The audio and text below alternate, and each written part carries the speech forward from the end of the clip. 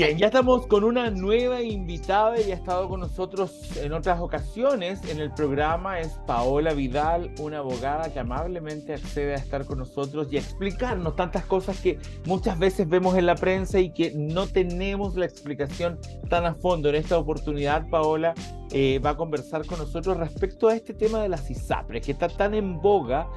Está tan en boga a nivel salud, obviamente, a nivel noticioso y a nivel gobierno. ¿Cómo estás, Paola? Bienvenida a Iquique al Día. Bien, Karim, muchas gracias. Un saludo a todos los que nos ven hoy día. Perfecto. Oye, Paola, estamos en este minuto con el tema de las ISAPRES. Esto que fue una orden de la Corte Suprema que tienen que pagar 1.400 millones de dólares entre los afiliados por distintas situaciones que... Quisiera primero que nos explicaras a qué situaciones se refiere la Corte Suprema cuando da esta orden. ¿Qué es lo que tiene que devolver la ISAPRE? Bueno, yo quisiera partir por algo que es como bien básico, pero que creo que es importante que las personas lo sepan. Ya. Interesante es que ya sea que usted sea trabajador dependiente o independiente, ¿cierto? Para salud a usted le descuentan un 7% aproximado para su plan de salud, ¿cierto? Ya. Incluso hoy día a quienes boletean como independientes, ¿cierto? También tienen un descuento que se hace por el ente retenedor, ¿cierto? Y también va destinado a las ISAPRE y también al tema de la AFP. Bueno, importante saber, ¿cierto? Que este plan de salud usted lo paga eventualmente con ese 7%, pero por supuesto las ISAPRES, para calcular el plan, ¿cierto? Que usted tiene, que todos los años además sube, ¿cierto? Y era un clásico que los colegas presentaron un recurso de protección para que esta alza en el plan, ¿cierto? Se rebajara. Bueno, ocurre, ¿cierto? Que en el año 2019 la superintendencia decide estandarizar un tema más, un factor más que las ISAPRES en el fondo tomaban en cuenta, pero era cada una en el fondo a su estilo, a sus necesidades, a su vista, que es el factor de riesgo, ¿cierto? Este factor de riesgo, en el fondo, va a considerar la base del plan sobre el cual se calcula. Por ejemplo, tomaban en cuenta las enfermedades preexistentes, ¿cierto? Tomaban en cuenta si usted era mujer, si además si era mujer estaba en edad de ser madre, ¿cierto? Y si no estaba en edad de ser madre, tenía, en el fondo estaba en la categoría de adulto mayor, también tiene incidencias, riesgo. Entonces, esta tabla de factor de riesgo no estaba estandarizada y las ISAPRES hacían estos cálculos en el fondo por su cuenta. Entonces la superintendencia puso ojo en esto y dijo, a ver, yo voy a estandarizar a través de una circular cómo se va a calcular este factor y cuáles van a ser los factores de riesgo finalmente que se van a tomar en cuenta para esto. Y por supuesto, esta circular la acogió la Corte Suprema, ¿cierto? En los recursos que empezaron a llegarle a ella a través del orden es el siguiente. Yo recurro de protección a la Corte, ¿cierto? Porque yo no estoy de acuerdo con el factor de riesgo que está considerando mi ISAPRE, por ejemplo, en el caso de la edad que yo tengo, o si tengo una incidencia o no. Yo recurro a la Corte y si en la Corte me va mal, yo recurro a una instancia superior que es la Corte Suprema, ¿cierto? Y esto se hizo recurrente, el tema de los factores de riesgo, ir de protección, ¿cierto? Y la Corte Suprema sacó un fallo histórico, diría yo, Ya. donde dice, ¿saben qué? La superintendencia tiene toda la razón. Acá los factores de riesgo no pueden, en el fondo, cada ISAPRE, ¿cierto? De acuerdo a su criterio, poner en el fondo cuáles son estos factores de riesgo, correspondiendo a la superintendencia hacer este trabajo y habiéndolo hecho, ¿cierto? Y teniendo ya una tabla, y además asignarle un valor. Entonces, Corte Suprema dijo, la superintendencia tiene toda la razón, yo acojo esta circular y le digo a las ISAPRES que tienen que pagar en el fondo o adecuarse más bien a este factor de riesgo. A ver, espera. Esto entonces, era una recurrencia que había en la superintendencia. Lo toma la Corte Suprema y lo hace en lo que se llama el supremazo, una orden. Pero Claro, en un fallo. En un fallo, pero esto a la vez lo tiene que hacer de acuerdo a cómo la superintendencia pueda llegar al acuerdo de las ISAPRE, cómo pagarlo. No, lo que la ISAPRE, lo que la Corte toma en el fondo es esta circular donde estandariza los factores de riesgo que les aplica a las ISAPRES. Entonces la Suprema dice que es de toda justicia, ¿cierto? Que paseas para todo igual esta tabla de riesgo y el porcentaje, ¿cierto?, que se van a tomar en cuenta para estos factores de riesgo.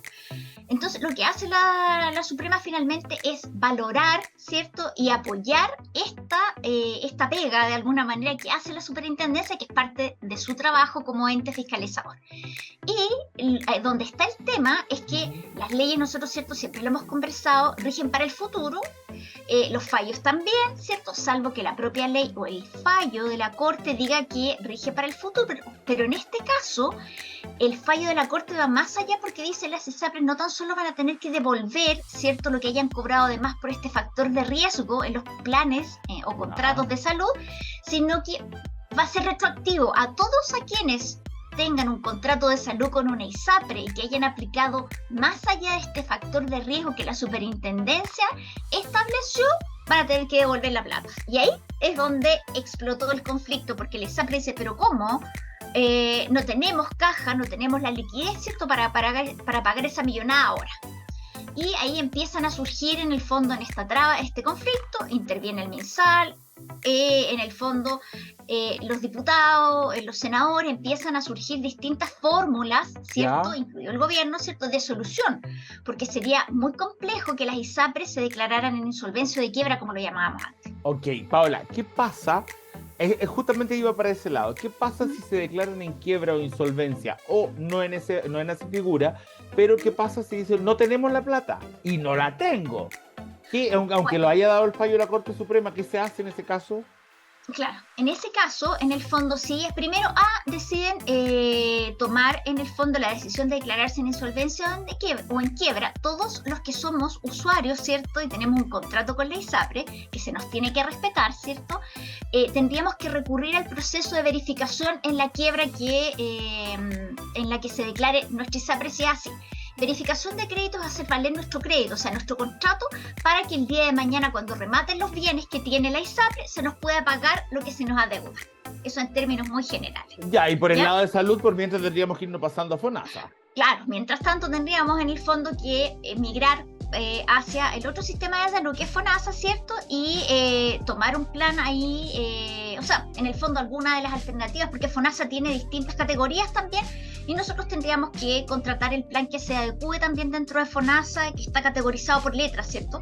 Sí. Al que se adecue más a nosotros. Okay. Pero creo que lo dije en una oportunidad, por ahora, señora que está en ISAPRE, no tome ninguna decisión, sino que espere que se destrabe este conflicto, porque este conflicto todavía está lejos de solucionarse, porque hay muchas voces que se han alzado en el fondo con proyectos de ley, dentro de eso es la ley corta, ¿cierto?, que busca darle más facultad a la superintendencia para que fiscalice este proceso, ¿cierto?, de devolución de estas platas en el fondo que se cobraron en exceso por los contratos de salud por este factor de riesgo, y también busca esta ley corta darle más facultades a FONASA, más recursos también para que FONASA pueda contratar de manera masiva un seguro de salud en el fondo para ir complementando los planes. Paola, pero también al mismo tiempo esta ley corta les va dando como más plazo a las ISAPRES para que puedan pagar, digamos, para evitar la quiebra y el descalabro, el supuesto descalabro que habría en el sistema de salud del país.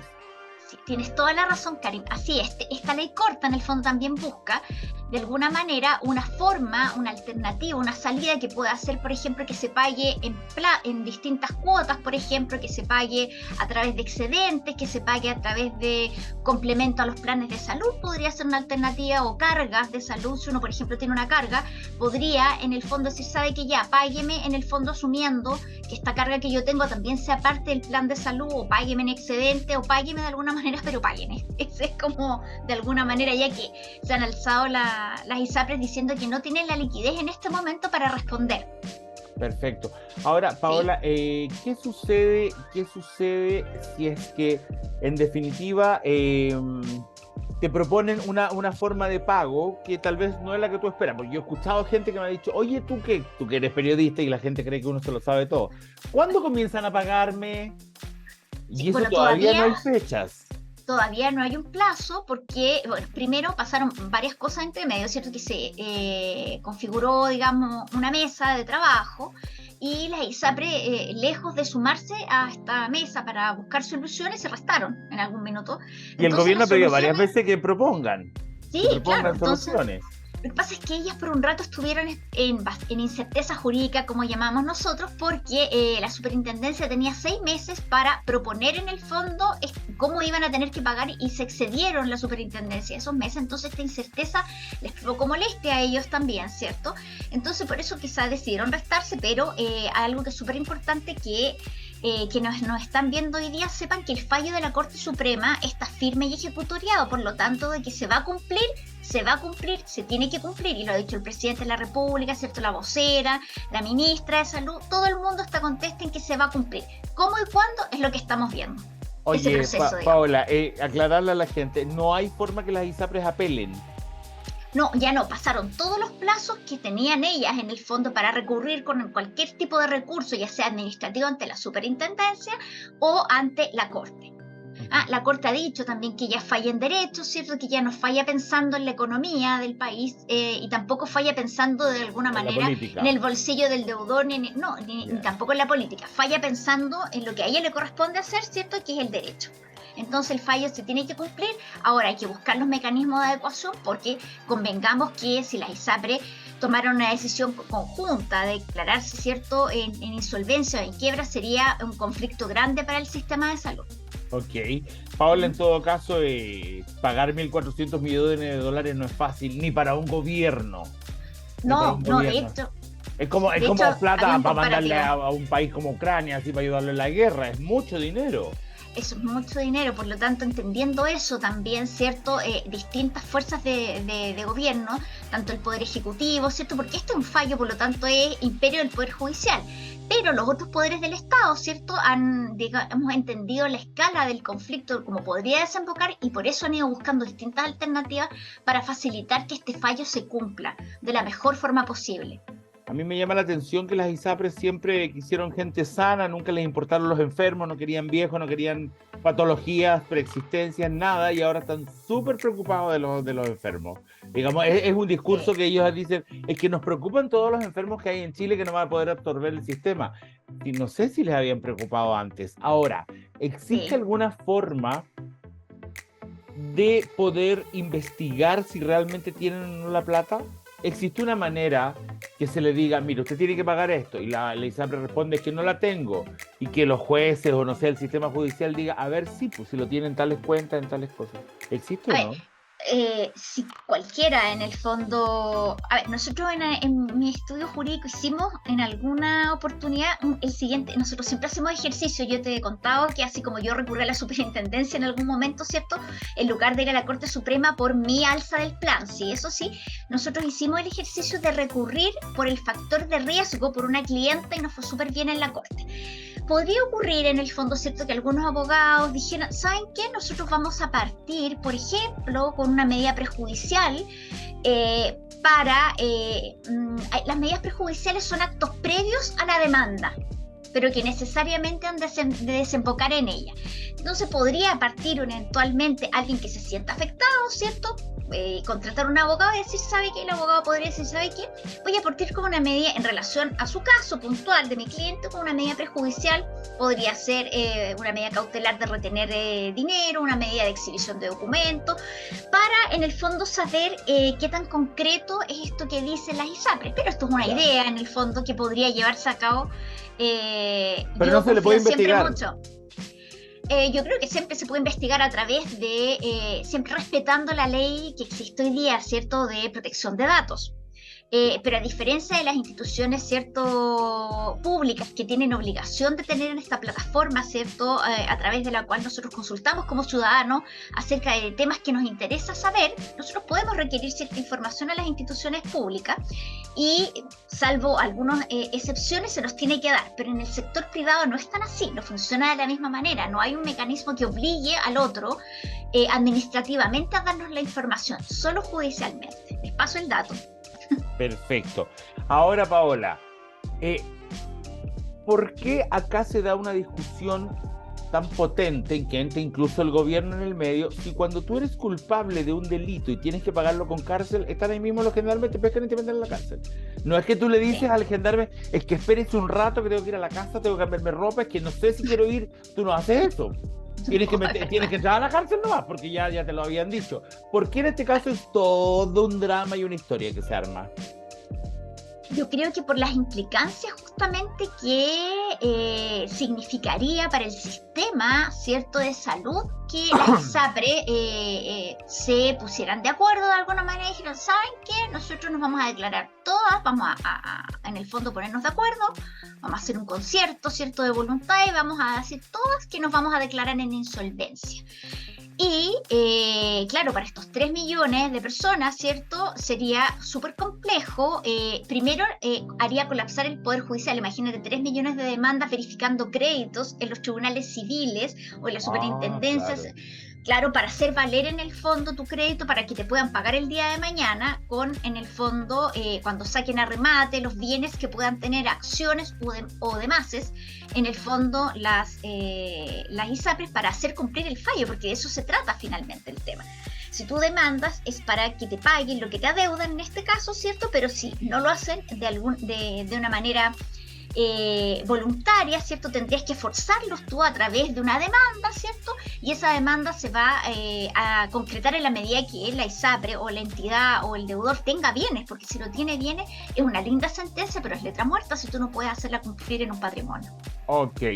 Paola, entonces, ya para ir cerrando, a la gente el consejo de parte tuya es no haga nada. Si está en ISAPRE, quédese ahí tranquilo.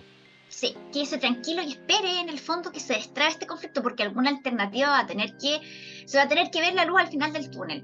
Va a tener que salir una solución, ya sea a través de la ley corta que se apruebe u otras iniciativas de otros parlamentarios, o la que sea la mejor, ¿cierto? Que busque destrabar este conflicto, y ahí recién en el fondo usted tome la decisión si quiere migrar a FONASA, si quiere seguir en su ISAPRE, si lo que le ofrece su ISAPRE en el fondo es conveniente para usted, pero evalúe ahí, porque ahora en pleno conflicto creo que es una mala decisión salir corriendo, digamos, porque si usted se va de la ISAPRE el día de mañana no va a poder exigirle el pago de nada.